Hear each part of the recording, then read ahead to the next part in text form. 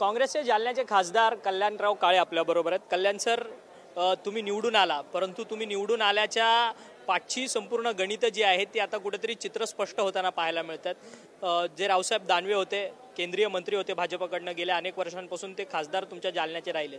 त्यांच्या विरोधातला राग जो आहे तो महायुतीतल्याच नेत्यांचा पाहायला मिळत आहे, तशी वक्तव्य समोर येताना पाहायला मिळतात.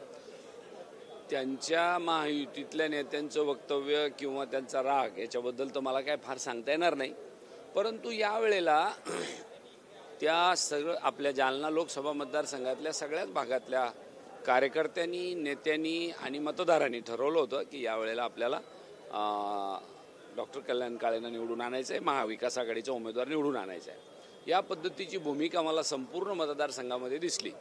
आता यांच्या महायुतीमध्ये काय आहे आणि काय नाही याच्याबद्दल मला काय सांगता येणार नाही. परंतु ज्या पद्धतीने रावसाहेब दानवे यांचा पराभव झाल्यानंतर तुमची भेटगाठ जी आहे ती अब्दुल सत्तारांनी सुद्धा घेतली. त्याच्यानंतर टोपी काढण्याचा न काढण्याचा विषय जो आहे तो अत्यंत पद्धतशीर रंगलेला होता.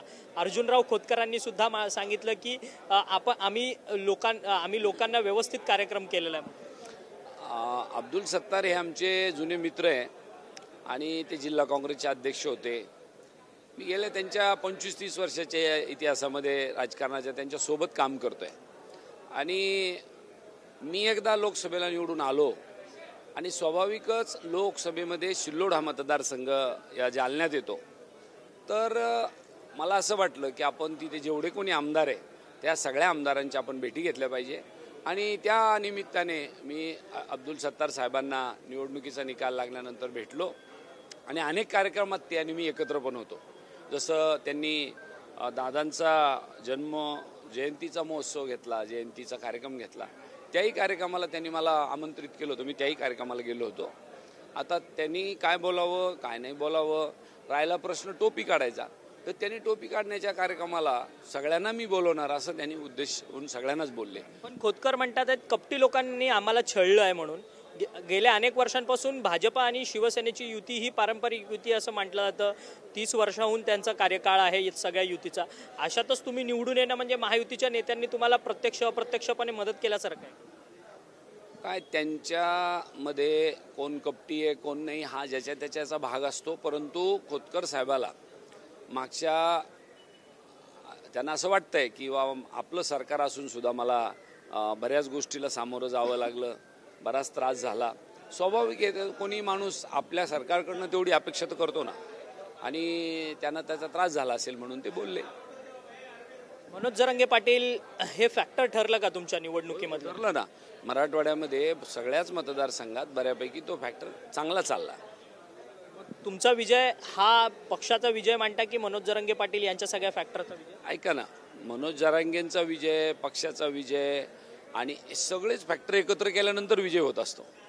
तुम्ही परत एकदा आपल्याला सांगू इच्छितो, लोकशाहीमध्ये जेव्हा निवडणूक लढवली जाते तेव्हा संघटना, पक्ष, त्याच्यानंतर जनता जनार्दन आणि मग जरांगे पाटलासारख्या मराठा समाजाच्या योद्ध्यांनी त्याच्यामध्ये आपल्या आया बहिणीवर गोळ्या घातल्या, आपला आरक्षणाचा प्रश्न मिटवला नाही, म्हणून भारतीय जनता पक्षाच्या विरोधात काम करा या पद्धतीची भूमिका त्यांची असल्यामुळे त्याचा निश्चितच फायदा झाला.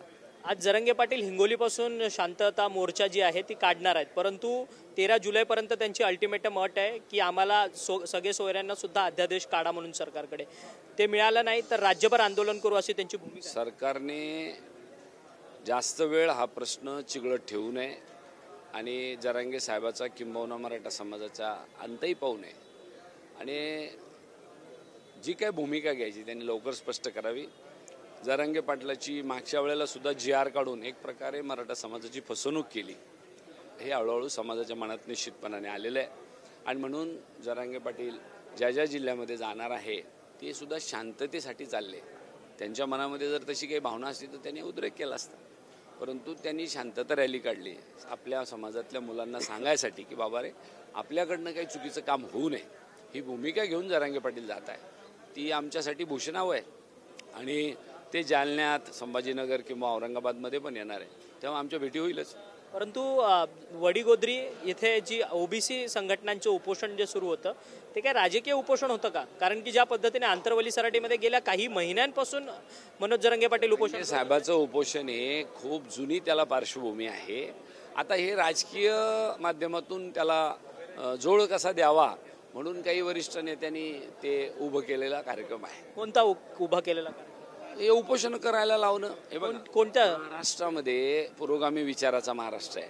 आजही ओबीसी आणि धनगर, माफ करा, मुस्लिम, दलित हे सगळे एकमेकाच्या मुलीबाळीच्या लग्नाला जातात, एकमेकाच्या घरी जेवायला जातात, एकमेकाच्या सुखदुःखात असतात. परंतु राजकीय पोळी भाजण्याकरता सरकार या दोन समूहामध्ये तेढ निर्माण करण्याचा प्रयत्न करते.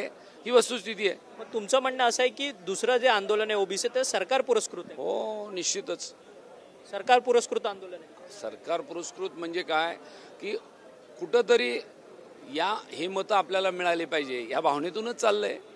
सरळ तुम्हालाही अर्थ कळतोय, मलाही कळतोय. परंतु समाज सगळे हुशार आहे. जरांगे पाटील काय म्हणले, मी ओबीसीच्या विरोधात नाही, जे नेते लोक कुटाने करायला लागले ना त्यांच्या मी विरोधात आहे. याच्यातून सगळा सरळ अर्थ होतो की समाज कोणी एकमेकाच्या विरोधात नाहीये. ही वस्तुस्थिती आहे.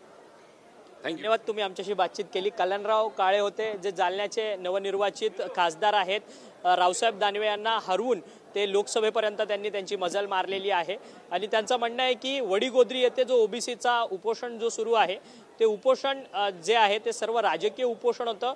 एका पक्ष आपल्या संपूर्ण समाजाचा ओबीसी समाजाची मतं जी आहे ती आपल्या सरकार सत्तेमधल्या असणाऱ्या पक्षांना त्यांची मतं मिळावी याकरता हा संपूर्ण काटोकाट प्रयत्न जो आहे तो सत्ताधारी पक्षांकडनं आखलेला होता, असं जे थेट आणि स्पष्ट मत जे आहे ते कल्याणराव काळे यांनी आपल्याशी बोलताना स्पष्ट केलेलं आहे. व्हिडिओ जर्नलिस्ट अमित शिगवणसह अक्षय मंगणी, TV9 मराठी, मुंबई.